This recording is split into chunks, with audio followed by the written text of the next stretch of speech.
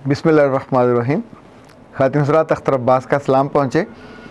Weekend पे सब लोगों के पास बहुत वक्त होता है।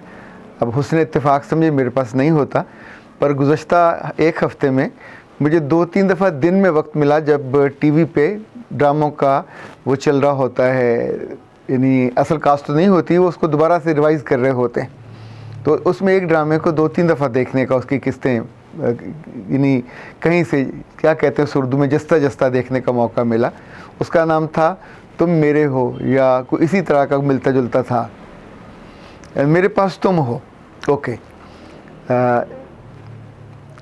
इस ड्रामे ने कुछ देर के लिए बिल्कुल रोक दिया, बिठाया। दो चीज़ें बहुत अहम थी। एक तो मेरा ख़्याल ये है कि इस ड्रामे के बाद हुमायूं सईद की जो उम्र है बतौर एक्टर, वो कम से कम 10-12 साल लंबी हो जाएगी। हुमायूं उमर की अगर आप जो उम्र है, जो एज फैक्टर जिसको कहते हैं, उस पर गौर किया जाए तो शायद वो बहुत पुराना है। पर इस ड्रामे में जितना नेचुरल वो और जितना इनोसेंस है उसके अंदर, मतलब that makes a person perfect actor. मैंने इसकी एक फ़िल्म देखी थी, पंजाब नहीं जाऊंगी। अजीब सा बेहुदा सा नाम था, बिल्कुल अच्छा नाम नहीं था, पर उस फिल्म में इसकी जो टोन थी, इसका जो मैनरिज्म था और इसका जो इवन पहनावा, वो सारे का सारा शायद बरसों याद रखा जाएगा। और उसी वजह से उसने बिज़नेस भी इन सारे पिछले 8-10 सालों में सबसे ज़्यादा किया। इन दोनों चीज़ों में जो कॉमन चीज़ थी उस फिल्म में भी और इसमें भी, वो डायलॉग थे। इतने उम्दा, इतने खूबसूरत। उस फिल्म के तो मुझे लगता है खलील-उर-रहमान कमर के थे, अब इसका मुझे अंदाज़ा नहीं है, पर ये टोन और स्टाइल खलील-उर-रहमान कमर का है। कमर साहब सुना है कि ज़रा सख्त आदमी हैं बोलचाल में और थोड़ा गर्दन उनकी भारी है, लेकिन लिखने में जुमले उन पर कमाल उतरते हैं। यानी जुमला आपको रुला देता है, जुमला आपको बिठा देता है, जुमला आपको सोच में मुब्तला कर देता है। आई विश के कमर साहब सिर्फ लिखते रहें, वो कहीं एक्टिंग में और राइटिंग में और डायरेक्टिंग में न चले जाएं, ज़ाया कर देंगे अपने आप को। हमने बहुत सारे लोग ज़ाया होते देखे।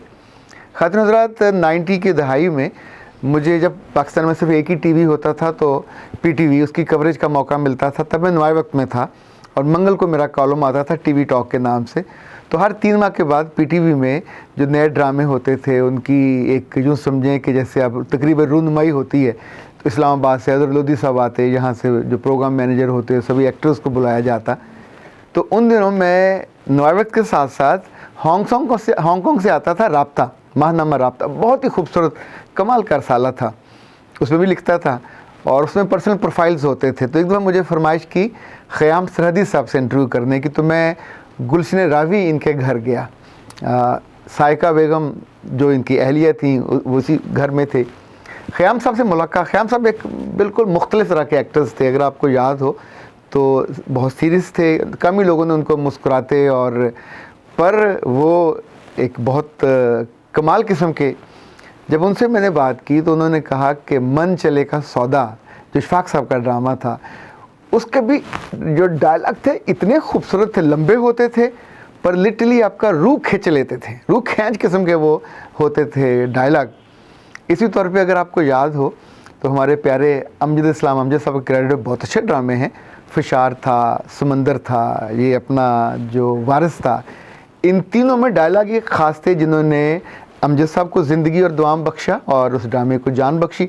जिसने वो डायलॉग पूरी फीलिंग के साथ बोल दिए, यानी उसमें वो डूब गया, वो एक लिहाज से, मैं अमर तो नहीं कह रहा, पर एक लिहाज से उसको लंबी ज़िंदगी मिली।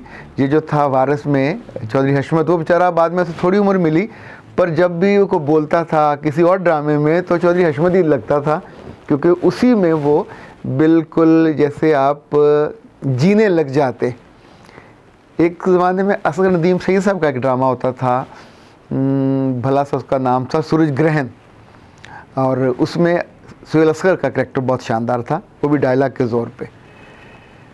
अच्छा, ये सारा जितना मैंने जिक्र किया, इसमें ख़वातीन भी होती हैं, बहुत से लोग होते हैं, पर जो बहुत नुमाया कोई एक करैक्टर ज़िंदा होता है, चाहे वो जमील फ़खरी का हो, चाहे वो कवि का हो, चाहे वो ख़याम सरहदी का हो, चाहे अभी हुमायूं सईद का हो। जब भी कोई आदमी या कोई लड़की किसी भी करैक्टर में या काम में मैं करैक्टर को काम से जोड़ रहा हूँ, उसमें खुब जाए, जुड़ जाए। अभी चंद रोज़ पहले सऊदी अरब में एक पाकिस्तानी को इतनी शानदार फेयरवेल दी गई है, वो रिटायर हुआ। अच्छा, जब आप अपने करैक्टर में जीते हैं और उसको ओढ़ लेते हैं तो आप ज़िंदा हो जाते हैं। और अगर आप उसको फॉर ग्रांटेड लेते हैं, नौकरी पूरी हो जाती है, वो घंटे भी पूरे हो जाते हैं, शूटिंग भी पूरी हो जाती है, पैसे भी पूरे हो जाते हैं। हुमायूं सईद को जब जब इसमें आप देखेंगे तो आपको उस पर इतनी कोई हमदर्दी नहीं होगी, आपको लगेगा कि ही इज़ राइट। और इतना मासूम है जो इसके साथ हो रहा है, वो जुल्म हो रहा है। और जिस तौर पे आगे से वो ना चीख रहा है, ना चिल्ला रहा है, ना रो रहा है, पर जो उसका दुख है वो कतरा कतरा टपकता है और आपको फील होता है कि आपकी अपनी आंखों में और उंगलियों में और बोलों पे वो आ जाता है। शायद यही ज़िंदगी में जो ज़िंदगी की खूबसूरती और हुस्न है वो ये कि हम जहाँ भी हों, जिस रोल में हों, जिस काम में हों, अगर हमको वो आता हो और हम उसको जीने लग जाएं। लाइक हम अपने घरों में भी नहीं जीते, अगर घरों में जिएं तो हम उस ख़ानदान में, उस रिश्ते में बहुत उम्दा बन जाएं कि हमारे जाने के बाद, जैसे अंग्रेज़ी में लेगेसी कहते हैं, वो बड़ी उम्दा बनती है। वरना बड़े बड़े मनसब पे लोग होते हैं, सदर होते हैं, वज़ीर आज़म होते हैं, वो चले जाते हैं अपने मनसब से तो लोग उन्हें याद करके रोते भी नहीं हैं। पर जब आप किसी रोल को जीते हो तो फिर लोग आपके पीछे आपको याद करके रोते भी हैं। पर एक गलों परदेसी चंगा यदि याद करे ता रोवे। पर ये ज़िंदगी है, ज़िंदगी में हम इस छोटे से गुर को नहीं जान पाते। हम आमतौर पे वक्ती तौर पे वो चीज़ देखते हैं और वहाँ से गुज़र जाते हैं। हमारे साथ बहुत अरसा जनाब अली सुफियान आफाकी रहे, अब ये फ़िल्मसाज भी थे, हदायतकार भी थे, राइटर भी बहुत कमाल थे। नहीं, सुबह आप उन्हें बिठाएं तो शाम को किताब लिख डालते थे। पर उनकी जो लिखत थी, तहरीर थी, लंबी होती थी, डायलॉग उसमें नहीं होते थे। और जब कभी उन्होंने कहते थे कुछ लिखें मज़ाह वाला तो वो बहुत सीरियस आदमी थे। पर हैरत होती थी कि कभी कभी वो इतना उम्दा मज़ाह लिखते थे, हल्का फुल्का, जो उनके शायद अंदर कहीं महफूज रहता होता था। उनकी ज़िंदगी में भी बहुत सारे रोल थे। मुझे लगता है अगर थोड़े रोल कम होते तो उनको और ज़्यादा मुकाम और ज़्यादा मर्तबा मिलता। यानी ये जो ज़्यादा हम एक वक्त में काम करने लग जाते हैं, शायद उससे भी काम ख़राब होता है। क्रिकेट में देख लीजिए, आप अगर बैट्समैन हैं, उसी में परफॉर्म कर रहे हैं तो टू गुड। अगर आप दोनों तीनों शोबों में टांगे पसार लेते हैं और हर जगह परफॉर्म इक्वली करना तो मुमकिन नहीं हो पाता। सो याद रखिएगा, ज़ात और काम और अदारे और मुल्क और उम्र और ख़ुशी और आंसू और मोहब्बत और नफ़रत और हकारत सब आपस में जुड़े हुए हैं और बड़ी ही मजबूत डोरी के साथ जुड़े होते हैं। तस्बीह के दाने तो शायद पतली कागज़ जो तो धागा होता है टूट जाता है, पर ये ज़ालम टूटते नहीं हैं, आपको लंबी उम्र अता करते हैं if you are a good performer. तो आई विश कि ज़िंदगी में आप जहाँ भी हों, आप अपने कॉलेज में हों, जब आप 10 साल बाद 20 साल बाद आएँ तो भी वहाँ के काम करने वाले, वहाँ के पुराने असातिज़ा, वहाँ के पुराने मुलाजिम आपको देखें तो उनकी आँखों में मोहब्बत के आंसू भर आएँ, तुम वही हो। और आप जिस अदारे में हों, कभी छोड़ के चले जाएं, इतना अच्छा वक्त गुजारा हो कि जब कभी वापस आएँ, जॉब करने नहीं, पर लोग उस वक्त आपको देख के मुँह ना मोड़ लें, आपके उस काम को, आपके उस परफॉर्मेंस को उनकी आंखों में ज़िंदा हो, तो आप भी ज़िंदा रहेंगे। अख्तर अब्बास को इजाज़त दीजिए। अस्सलाम वालेकुम व रहमतुल्लाह।